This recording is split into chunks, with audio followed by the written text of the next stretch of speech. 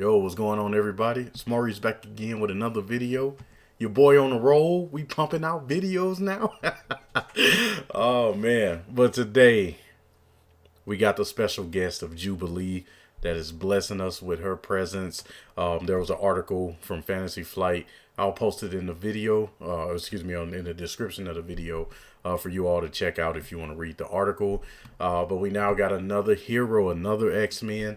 Shout out to Fantasy Flight for kind of playing with the favorites with X-Men, trying to bring us some of our favorites and kind of bring some flavor that represents them in the comics into the game. So shout out to them for, kind of expanding that wide range of favoritism, so to speak, amongst the X-Men. I appreciate seeing some of these cool people. But let's go ahead and hop into it. So we got Jubilee. Was announced today, the 14th, which is when I recorded this video. And we'll go ahead and hop in and see what she got. So they start off with her hero side. She's working with a 1-1-2. Which luckily there will be some cards later on that we'll discuss that kind of bump that up for her. So it's kind of on the weaker side. She got the 5 hand size normal, 9 hit points, definitely on that lower end of hit points amongst the characters in Marvel Champions. So let's look at what her main ability is. So like totally kind of cool for her. It's a resource, so exhaust Jubilee, generate a wild resource, which I mean, it's not too bad considering her attack and thwarting, especially on the hero side, the hero phase. I mean, that may not do too much. I mean, she's practically an ally out there. But to exhaust her to use to generate a wild resource, that could actually come in handy for some of her cards later on down the line, which we'll talk about, to get some of that variety in resources that she uses to pay for cards. So let's go ahead and hop into that next one. So this, I mean, it seems like it's okay in hindsight, but I think as you go along, you'll see why it's important for her kit. So her alter ego side, Jubilation Lee. They're going with the full name. So we got Mallrat. It's in action. She got the 3 recovery, by the way, which run of the mill. Search your deck for the shopping spree player side scheme and put it into play. Limit once per phase. So it's kind of nice that we're able to get some player side schemes added a little bit more to the game. Makes me happy. So you know how I feel about cable. Let's see. So we got the shopping spree. So here we go. Player side scheme. Threat cannot be removed from this scheme by heroes or allies. Alter ego action. Exhaust your identity. Remove 1 threat from here. Any player may trigger this ability. When defeated, the player who defeated this scheme searches their deck and discard pile for an item card. Puts it into play. As you see, it comes in with 2. It's a 0 cost. And it doesn't have a victory keyword, so this is something that's going into the discard pile. So that's actually cool that she have that opportunity to consistently play a player side scheme, and it gives you kind of another option when you flip down to alter ego to, I guess, instead of recover, if that's something that you don't necessarily have to do, but you might be about to face a nasty attack. It might be wise to flip down to alter ego, and it gives you something to do in any event that you either have a dead hand because you need to flip to alter ego, or you have some cards that just doesn't favor the situation. It still gives you something to do. And also with multiple players at the table, this is an alter ego action for everybody across the table, right? So heroes and allies can't remove from this, but because it's an alter ego action, you can any player can exhaust themselves in alter ego to remove a threat from it, and it has a pretty small threshold. So this is something that could easily be done in 1 hero turn, especially if you're playing with 2 or more people. And to put an item into play, so normally items are normally something like a gear, something that's like Gambit's staff or Cyclops' visor or whatever. They're normally something that represents that character that they wear normally, or something that they have on their person that could be an item. So this is a nice way to boost up that tempo as you're playing the game. So the next one, we got this 2 cost upgrade, Jubilee's coat. The item right there, she gets +1 thwarting, so it bumps her up to a 2/1/2 if we're looking at her base stats now. So we got a hero response. That's a thwart. After you play a thwart event, exhaust Jubilee's coat and choose a scheme. Remove one threat from that scheme for each different resource type used to pay for that event.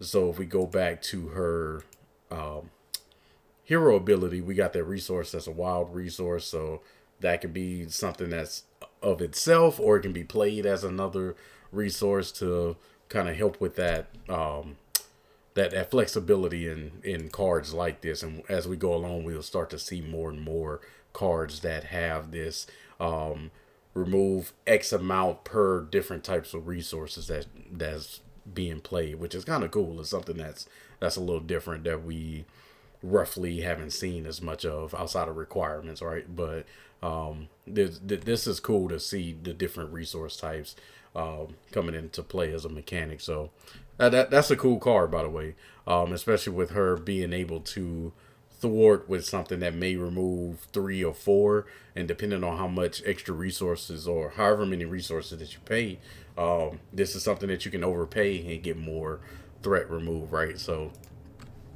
great card. Jubilee's sunglasses. So Jubilee gets +1 attack. Now she's at the 2/2/2. It's an item, so it's something that she can help get her her tempo going a little bit faster. So we got the hero response attack. After you play an attack event, exhaust Jubilee sunglasses and choose an enemy. Deal 1 damage to that enemy for each different resource type used to pay for that event. Same thing as a coat, where if you want to spend a little bit extra to deal a little bit of extra damage, you can do that, right? So it gives her something a little bit extra, especially since she have that 9 health hit points. It kind of boosts that tempo, where people that, or I guess when you play these heroes that have a little amount of HP, you kind of want to get that tempo up before the enemy start just getting out of control. So we got Firecracker, 2-cost event, attack superpower, death focus. Hero action is an attack. Deal 4 damage to an enemy. If you pay for this card using 2 different resources types, stun that enemy. So you get a kicker for using those 2 different resource types. So it makes what is kind of an okay attack actually pretty good.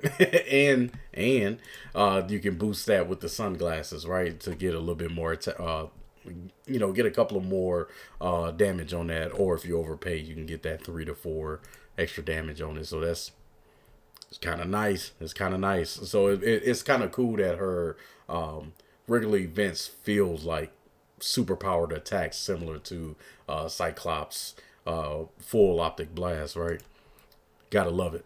Flash of light, superpower thwart, excuse me. Hero action. Remove 3 threat from a scheme. If you pay for this card using 2 different resource types, confuse an enemy.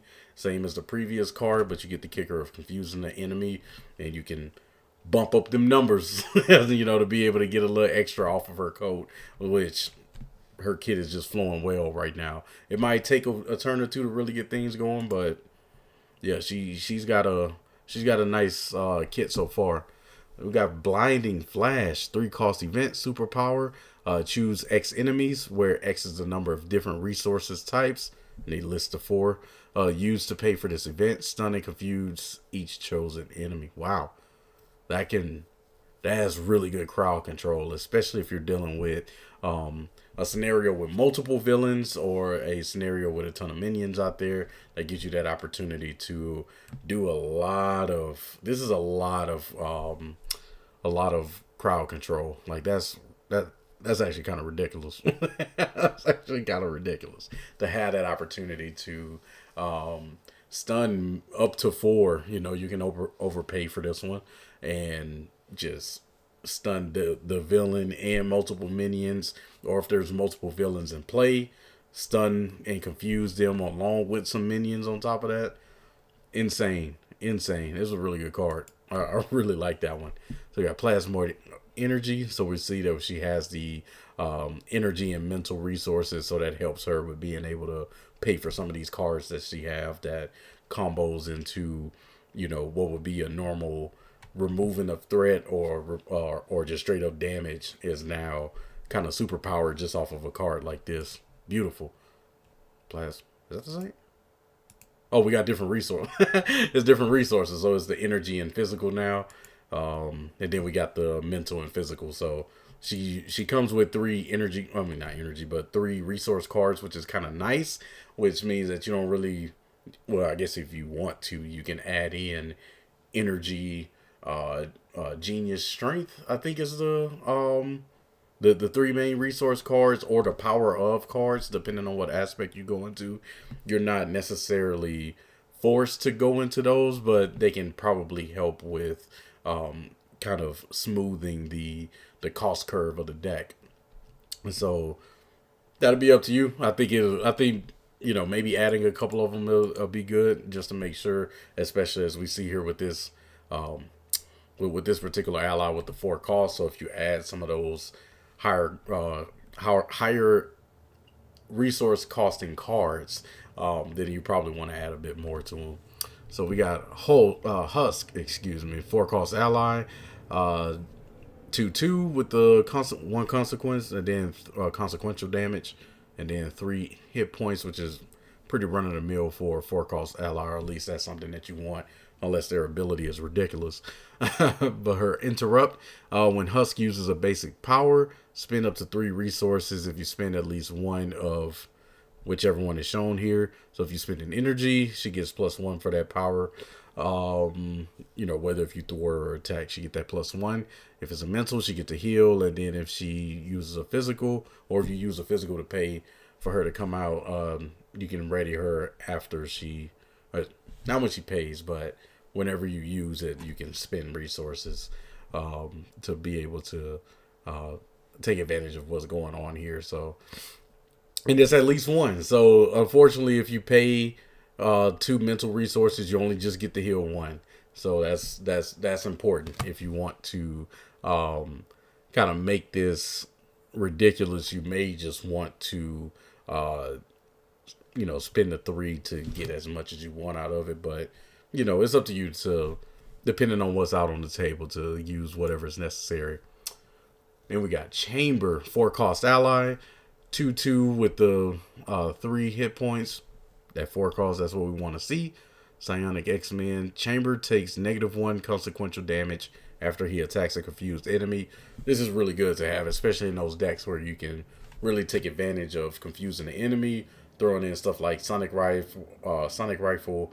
I can't remember the name of the one, but you take a damage and then you can confuse an enemy, things like that. So he'll tie in well with some of those combos of confusing the enemy, and it's pretty solid. He can just be out there all day if you can continue to confuse lock enemies. That's really good. That's a solid one to have on the table. Pretty solid. Then we got the 1 cost upgrade, Disguise. Play under any player's control, max 1 per player. Action thwart, exhaust disguise and your identity, remove 2 threat from a scheme. This wouldn't be a bad early. This wouldn't be a bad early game upgrade, or playing with somebody that don't have a good thwart, and maybe you're in a bind to thwart off a scheme. So, I mean that's not bad. And I mean with what's her name? With Jubilee's, I don't know if her coat. No, it's an event. Okay, so that doesn't. All right, which is fine. Like, that's not a bad idea, because it's something that you can also that you might be able to do in Alter Ego. Since it's just an action, it's not a hero action, so you can do this in Alter Ego as well. So it allows you to maybe stay down an extra turn or 2, depending on how you're able to kind of control what you got going on the table. But that's not bad. I think there's some people who can really abuse this, like Black Widow. That's not bad. Waylay. So we got 3 cost event. It's an attack. After your hero thwarts, deal 4 damage to an enemy, 7 damage instead if that thwart removed the last threat from a scheme. Yeah, this shoot, that could be ridiculous, especially if it's something like if you got followed on a side scheme or something like that. That can be ugly. because if you have followed, it's a one cost upgrade that or attachment upgrade that you can throw onto a side scheme, and if you defeat that side scheme or remove the last threat from it, it discards followed, but then you do 4 damage to an enemy. So that'd be 4 damage right there, and then an additional 7 on top of that if you can trigger it at the right time. So that's essentially 4 for 11. Disgusting. Disgusting. That's not a bad card. I like that. 3 steps ahead. Oh, an innocent attack, and then plus whatever Jubilee could dish out. Good lord. 3 steps ahead. So we got a 3 cost event thwart for each resource type you use to pay for this card. Choose a scheme and remove 2 threat from it. That's the more resources you dish out, that'd be nice. So it could literally be like a 4 for 8 uh off of whatever sets of 2 schemes that you can do, right? So you can literally just remove 8 off of the same scheme by doing that. Side scheme. Huh. Okay. I can dig that. That's got some wasp vibes to it. It's not the most efficient way to remove threat, but it's something that allows you to kind of dip into different side schemes alongside the main scheme at a slightly inefficient cost. But at least you can, instead of just throwing 8 at one, you can split that up amongst multiple ones, and that could maybe set up a opportunity for you to be able to, if you remove threat from a particular side scheme and it gets removed and triggers something else, right? That could trigger something else. Like there could just be a ton of triggers off of this. So I think this is one that the community is going to have fun with, because it's just going to trigger so much potentially. So we got a basic card. So it's a 3 cost event, multi-talented, hero action, attack thwart. Shout out to Gamora. If you pay for this event, using at least 1, and then it's a physical resource to deal 2 damage, mental resource to remove 2 threat from a scheme, and energy to heal 2 damage from your identity. So this is, I guess this is an opportunity for you to be able to act like Gamora, but this is a card that'd be super nice in her hands. She can play it extremely easy. She get a lot of value out of something like this, and the same with Jubilee, right? If she's able to, since it's a quote unquote attack and thwart, she can exhaust her. Do they get exhausted? Man, one day I will have a great memory. So yeah, she would have to exhaust it, but depending on how she paid for it, this can make that card extremely ridiculous. So I'm here for it. That's a decent card, especially for them two. Insane. Wolverine, let's go. So we got her signature allies. So these are 4 costs, 1 thwart, 3 attack with the 2 consequential, of course. Wolverine's attacks gain piercing as expected. After you change to alter ego form, heal 3 damage from Wolverine. Man, that's not bad. That's not bad. And I think that with something like this, you can also you can also pin something like leadership onto something like this, where you can either Voltron them, or the new sidekick mechanic that they have now, where you can be able to give him some extra hit points, or give him the opportunity to have some interesting combos with the sidekick. So I think that this is pretty solid, because it'll be the same with him having Jubilee as he is, right? So I think that that's a pretty solid one. We got Generation X. So it's a 0 cost player side scheme. It's got the victory 0. Shout out to Cable. So each X-Men character gets +1 thwart while making a basic thwart against this scheme. When defeated, each player may search their deck and discard pile for an identity specific event and add it to their hand. Oh, that's not bad. Especially in the hands of somebody like Cable, where he can maybe not necessarily go leadership, but he can have that opportunity to remove this one pretty quickly. Like, that's a pretty easy one for him. That's pretty solid, especially with an identity specific event. especially for each player. Like, oh, that's insane.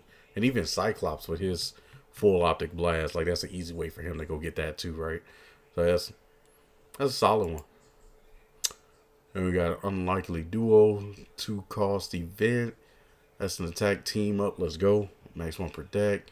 Confuse an enemy, deal 4 damage to a confused enemy. So once again, this is a nice way for you to get that confused out there pretty quickly. And if you run a justice deck for her, like this will get that opportunity to open up more attacks, especially if you have chamber out there. If you have some of those cards in your hands that can deal extra damage to confused enemies, this is a really good one to have. So it'll be cool to see some combos off of this. Like, it'll probably take a little bit of time to set up, but it can have some amazing combos off of this. And we got Arcade. It's a minion, 2/2. That's kind of cool. Let's see. Arcade cannot take damage while a trap side scheme is in play. When revealed, discard cards from the top of the encounter deck until a trap side scheme is discarded and reveal it. Let's see. So 3 cards. Oh, this is another encounter set. That makes sense. So let's see. I guess we'll see what these these trap cards are like. Let's see. So elaborate trap, treachery revealed, resolve the when defeated ability on each trap side scheme as if you defeated it. If no abilities were resolved this way, discard cards from the top of the encounter deck until the trap side scheme is discarded and reveal it. Yep, ridiculous. Let's see. So here go one of the traps. Welcome to Murder World. Let's see. Hinder 1. When defeated, the player who defeated this side scheme takes 2 damage. And they got the hazard icon. Disgusting. Oh, that'd be kind of wild on top of this too. So you just take 2 damage. That could be ugly. Arcade Funhouse. So it's hinder. When defeated, the player who defeated the side scheme is stunned. They're already stunned. They discard an ally or upgrade they control. Disgusting. Yeah, this is like, I already see how you. This is something if you just want to, if standard 2 and expert isn't enough, you know, here you go. Shout out to Deskry. Hall of Mirrors. So we got, what we got? Hinder. The player who defeated this side scheme is confused. If they were already confused, place 2 threat on the main scheme. That's not too bad. That's actually one of the nicer ones. I'm alright with that. That's Jubilee. Like, I think that she's pretty cool. I think she'll have some pretty fun combos to add in. It's nice that she don't really have to depend on her basic. She don't really have to depend on her basic powers. Like, she can just exhaust to get that wild resource every single time. So it might just straight up hurt her to be exhausted from like an encounter card or something that the villain has as an ability or one of the side schemes that's out there. Because even if she's stunned or confused, like, she can still do quite a bit. But I think that she'll be pretty fun. Like, I think she might end up in terms of powerless probably around a C or a B. But I think that she'll be one of these like cult following heroes similar to Valkyrie and Hulk, where I don't think that she's as limited as them in terms of like getting an engine going. I think that she'll be, you know, for those who love her, they're going to really love her compared to the rest of the community. But let me know what y'all think of it. I think that she's fine. She'll be fun to play. It's going to be fun getting some of those combos off. But yeah, let me know what y'all think. Once again, it's another video. Thank y'all and have a wonderful day.